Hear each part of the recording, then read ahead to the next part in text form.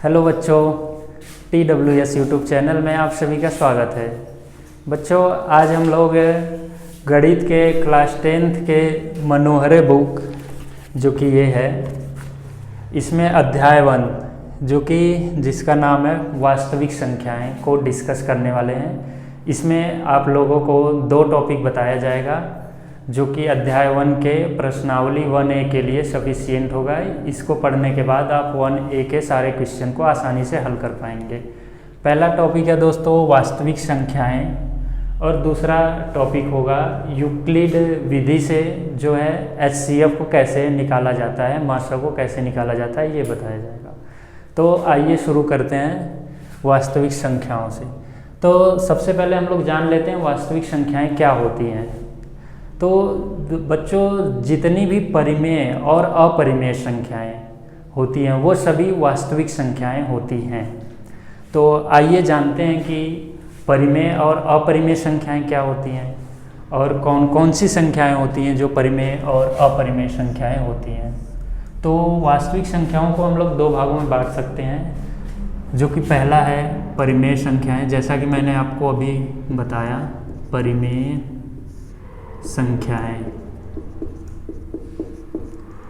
और दूसरा है अपरिमेय संख्याएं, अपरिमेय संख्याएं। तो अभी हम आप लोगों को बताते हैं परिमेय संख्याएं और अपरिमेय संख्याएं क्या होती हैं। तो बच्चों, जिन संख्याओं को हम P/Q, अब P/Q के रूप में लिख सकते हैं उसको कहते हैं परिमेय संख्याएं, और जिन संख्याओं को P/Q के रूप में नहीं लिखा जा सकता उसको कहते हैं अपरिमेय संख्याएं। अब P/Q का मतलब क्या हुआ? तो जैसे बच्चों, जिस संख्याओं में ये जैसे P होता है, ये आप लोग जानते हैं अंश होता है, ये हर होता है। तो जिसको इस रूप में लिख सकते हैं, इसका मतलब 3/5 या 2/1, ये सारी संख्याएं जो है, ये जैसे इसमें P हो गया, ये Q हो गया, तो इसको P/Q के रूप में लिख सकते हैं। तो ये सभी संख्याएं हो जाती हैं आपकी परिमेय संख्याएं। और जिनको इस रूप में नहीं लिखा जा सकता P/Q के रूप में, अर्थात अंश और हर के रूप में नहीं लिखा जा सकता है, उसको हम लोग कहते हैं अपरिमेय संख्याएं। तो आइए जानते हैं परिमेय संख्याओं के उदाहरण क्या है, कौन कौन सी संख्याएं परिमेय संख्याएं होती हैं। तो बच्चों, जो सभी संख्याएं हम लोग 1 से लेकर 100 तक होती हैं, या सभी अनंत तक चले जाइए 1 2 3, या इसमें जो -1 -2 आ गया है, ये सभी संख्याएं 1/2 2/3, जैसा कि आपको बताया गया P/Q वाली सारी संख्याएं परिमेय संख्या होती हैं। तो ये सभी संख्याएं होती हैं आपकी परिमेय संख्याएं। अब बच्चों, अपरिमेय संख्याएं क्या होती हैं? अपरिमेय संख्याएं होती हैं बच्चों, इनका उदाहरण है आपका √2, जो करड़ी में संख्याएं आ गई, ये सभी अपरिमेय संख्याएं कही जाती हैं।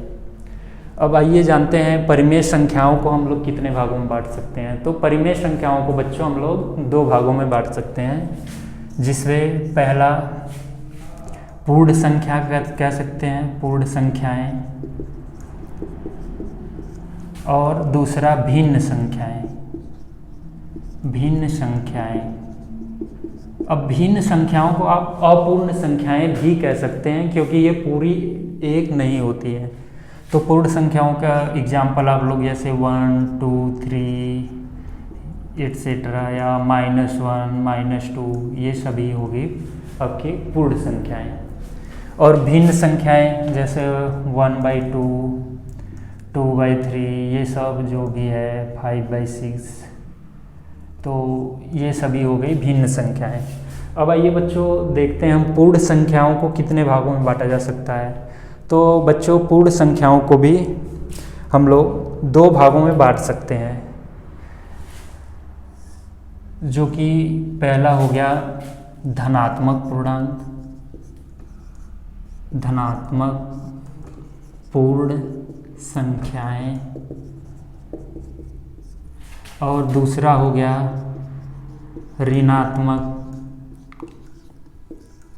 पूर्ण संख्याएं। अब जैसा कि नाम से ही आप लोगों को पता है कि ये इसमें जो भी ये प्लस वाली हैं जिसके आगे धन होता है वो इसमें आएंगी, जैसे 1 2 3 ये सब। और ऋणात्मक पूर्ण संख्याओं में कौन सी आएंगी, तो -1 -2 -3 एट्सेट्रा। और बच्चों इसमें पूर्ण संख्याओं में आपका शून्य भी आता है, शून्य भी एक पूर्ण संख्या होती है, तो इसको भी हम लोग यहाँ पे रख सकते हैं। ये ना तो धनात्मक में आता है ना ही ऋणात्मक में आता है, तो ये शून्य भी एक पूर्ण संख्या है। अब बच्चों ये वास्तविक संख्या आपका टॉपिक पूर्ण हुआ। अब इससे एग्जाम में आपके क्वेश्चन कैसे पूछा जाएगा, 1 नंबर में आपका क्वेश्चन आता है कि इनमें से कौन सा पूर्ण संख्या है या इनमें से कौन सा परिमेय संख्या है, तो आप लोग यहाँ से इस क्वेश्चन का आंसर दे सकते हैं। तो अब हम लोग चलेंगे बच्चों अगले टॉपिक पर। पहले इसको साफ कर लेते हैं।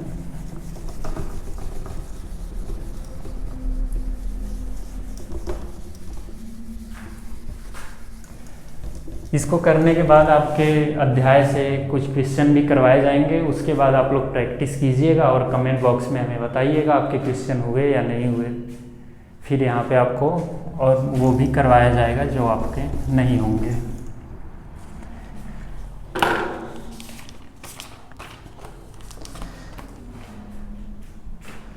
तो बच्चों आपका अगला टॉपिक है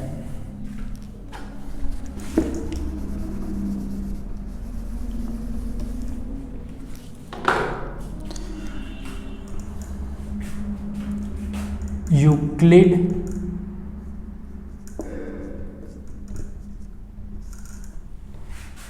विभाजन प्रमेयिका।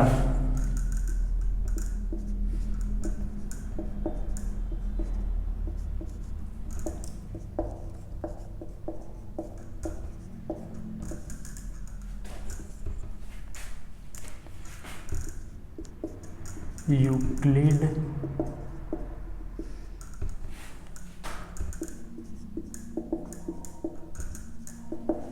Division lemma. तो बच्चों यूक्लिड विभाजन प्रमेयिका से बेसिकली हम लोग HCF मतलब मासा निकालते हैं। तो आइए हम लोग सीखते हैं कि इस विधि से मासा कैसे निकाला जाता है। बेसिकली एग्जाम में क्वेश्चन अगर आप लोगों को स्पेशली अगर ये कह के देगी यूक्लिड विभाजन प्रमेयिका विधि से आप लोग मासा निकालिए, तब इस विधि का प्रयोग करेंगे, नहीं तो आप लोग नॉर्मली मासा निकालना जानते होंगे, वैसे मासा निकाल सकते हैं। तो इसमें सबसे पहले आप लोग एक फॉर्मूला ध्यान रखिए, भाज्य। ये लोग आप वैसे ये फॉर्मूला आप सभी लोग जानते ही होंगे। भाज्य बराबर भाजक गुणे भागफल प्लस शेष फल। ये फार्मूला आप लोग जानते ही होंगे, जनरली जब भाग वाग करते होंगे तो उसमें आता ही है। तो वही ये फार्मूला है बच्चों। तो इसमें भाज्य बराबर भाजक गुणे भागफल धन शेषफल। अब एक एग्जाम्पल लेकर आपको इस प्रमेय को अच्छे से समझाया जा सकता है और आपको उसी तरीके से इसका प्रयोग करना है। तो आइए एक एग्जाम्पल के थ्रू आपको ये यूक्लिड विभाजन प्रमेयिका को समझाते हैं। तो आपको अगर कोई कह दे कि 420 और ये क्वेश्चन है 420 और 130 का मासा यूक्लिड विभाजन प्रमेयिका से किस प्रकार निकालेंगे, या यूक्लिड विभाजन प्रमेयिका का प्रयोग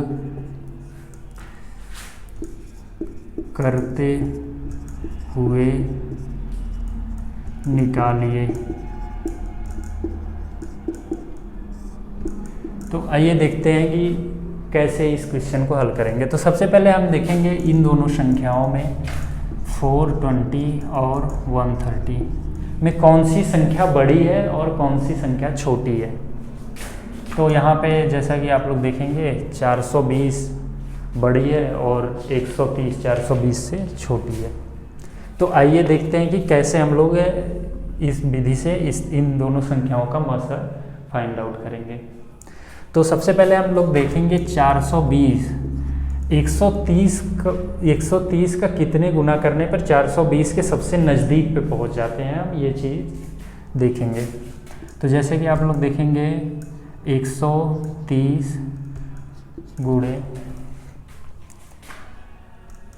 3 अगर करते हैं तो यहाँ पे हम देखेंगे 390 आ जाएगा और आपका यहाँ पे 30 बच जाएगा शेष। ठीक है। अब बच्चों इसके बाद हम लोग क्या करेंगे कि ये देखिए इस फॉर्मूले के हिसाब से ये आपका भाज्य हुआ। इसको अभी जैसे हम लोग नॉर्मली बचपन में भाग वगैरह करते थे उस तरीके से भी निकाल कर दिखाएंगे, तब आपको समझ में आ जाएगा कि ये कैसे भाज्य होता है, ये कैसे भाजक होगा, ये भागफल कैसे होगा और ये कैसे शेषफल होगा। इसके जस्ट बाद हम लोग वही करने वाले हैं। तो अभी इस यहाँ पे जो नंबर है, यहाँ पे जो संख्या आएगी उसको फिर से हम लोग यहाँ पे लिखेंगे 130 इक्वल टू, अब यहाँ पे जो शेषफल आया है बच्चों उसको इतने गुना करेंगे कि हम लोग इसके सबसे नज़दीक पहुँच जाएं। तो शेषफल हमारा 30 आया है। अगर हम 30 को 4 गुना करते हैं यानी 4 से गुना करते हैं तो 120 आता है। इसके बाद 10 हमारे पास और बच जाता है, तो इसको +10 कर देते हैं यहाँ पे। ठीक है। फिर से हम वही प्रोसीजर करेंगे कि इसको हम फिर से यहाँ पे लिखेंगे और ये हम कब तक करेंगे बच्चों, जब तक कि हमारा शेषफल यहाँ पे, ये जैसा कि शेषफल यहाँ पे लिखा गया है, शून्य नहीं आ जाता है। हम लोग करते जाएंगे इस प्रोसेस को बार बार कि इसको यहाँ पे लिखा फिर से इसका इतने गुना किया, इस चीज़ को बार बार हम लोग दोहराते जाएंगे। तो ठीक है। अब 30 को, अब यहाँ पे है ये 10 शेषफल, अब इसको देखिए 3 गुना अगर हम करते हैं तो 30 आ जाता है और हमारा शेषफल बचता है 0। तो ये जो 10 आया है बच्चों लास्ट वाला भाजक, यही हमारा आंसर होगा, मस होगा। इसका मतलब 420 और 130 का अगर हम लोगों को मस निकालना हुआ तो हमारा मस होगा 10। ये हमारा हो गया आंसर बच्चों। यूक्लिड विभाजन प्रमेयिका के थ्रू इस प्रकार से हम लोग मस निकालते हैं। अब हम लोग इस फॉर्मूले के थ्रू ऐसे लिखकर इसको मस निकाल दिया। अभी इसी क्वेश्चन को हम लोग भाग देकर कैसे करते हैं वैसे आप लोगों को बताया जाएगा।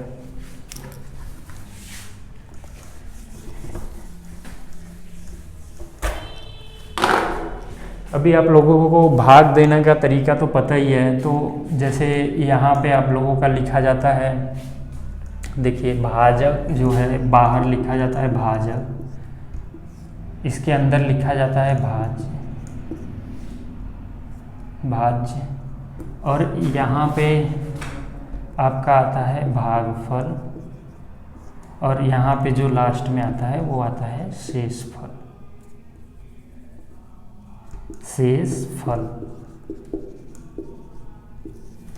तो बच्चों अभी इसी हिसाब से देखिए, पहले हमने इस चीज़ को इस तरीके से लिखकर आपको मसा निकाल के बताया। अब आपको इस तरीके से निकाल कर दिखाया जाएगा कि मसा कैसे होता है। इन चीज़ों को करने के बाद आप अध्याय 1 के लगभग सारे क्वेश्चन को आराम से हल कर सकते हैं। अगर कोई प्रॉब्लम हुई तो आप लोग कमेंट करके बता सकते हैं, जिसे फिर से यहाँ पे करवा दिया जाएगा। तो आइए देखते हैं भाग देकर कैसे निकालेंगे। तो यहाँ पे हमने लिख दिया 420, जो भी बड़ा होता है हम लोग उसको लिखते हैं भाज्य की जगह पे, और जो छोटा होता है वो होता है हमारा भाजक। अब इसको हम पहले 3 बार दोस्तों लेकर जाएंगे बच्चों, तो कितना आएगा 390 आ जाएगा। अब इसको हम लोग माइनस करेंगे तो हमारा यहाँ पे 30 बच जाएगा। ठीक है। अब ये जो है इसको फिर से हम लोग बनाएंगे भाजक। ये हमारा जो शेषफल आता है वो अगले वाले में बन जाता है भाज्य, और ये 130 हो गया हमारा भाजक। अब इसको 4 बार लेकर जाएंगे दोस्तों, तो 30 चौका 120 होता है 120, यहाँ पे बच गया 10। अब ये बन जाएगा हमारा भाजक। फिर से फिर से। और ये कब तक करेंगे? जब तक कि हमारा शेषफल शून्य ना हो जाए, जैसा कि आप लोगों को पहले ये बताया जा चुका है कि तब तक ये चीज़ करते जाएंगे जब तक हमारा शेषफल शून्य ना आ जाए। तो ये यहाँ पे देखिए भाजक हो गया 30। अब इसको 10 को 3 बार लेकर जाएंगे, 10 यहाँ क्या 30 होता है, और ये देखिए यहाँ पे 0 आ गया। तो इसका मतलब ये जो संख्या यहाँ पे लास्ट में जो हमारा भाजक होगा वही हमारा आंसर होता है, मात्रा होता है। तो इस हिसाब से मात्रा हमारा आ गया 10। ठीक है बच्चों, तो आप लोग इस चीज़ को अच्छे से समझकर अध्याय 1A को पूरा सॉल्व कर सकते हैं आसानी से। इसमें कोई भी दिक्कत नहीं आने वाली। अगर कोई भी दिक्कत आती है सॉल्व करने में तो आप लोग कमेंट करके बता सकते हैं, जिससे आप लोगों को फिर से करवा दिया जाएगा जो भी क्वेश्चन होगा। ये बुक है आप लोगों का, इससे अध्याय 1 को आप लोग हल करके कमेंट में जो भी प्रॉब्लम हो उसको बताइए। ठीक है दोस्तों, धन्यवाद।